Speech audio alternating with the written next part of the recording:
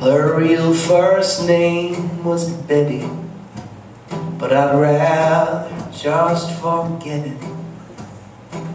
So I'll call her first Mrs. Jones. We were married in September, and it lasted till November. Then one day she just took out on her own. I followed her to Savannah, New Orleans, and then Atlanta. Every day I begged her, baby, please come home.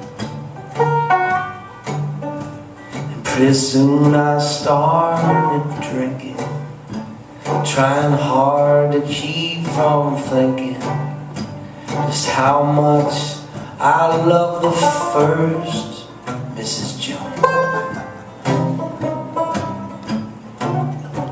It was cold and dark one morning, just before the day was dawning, when I staggered from a tavern out to a payphone.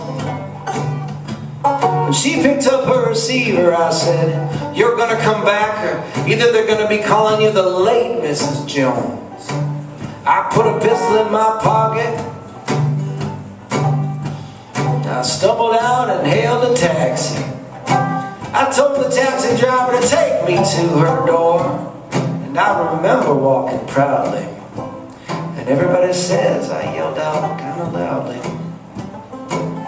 "Come on out, or I'm gonna come in, Mrs. Jones." Next thing I recall was walking through some forest looking for a place to hide her bones. I dug and I dug for hours, and then I planted flowers right there on top of the first Mrs. Jones. Did my little story scare you?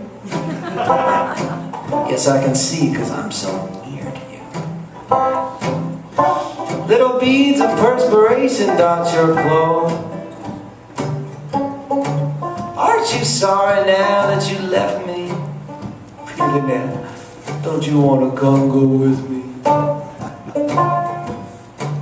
After all, you are the second Mrs. Jones.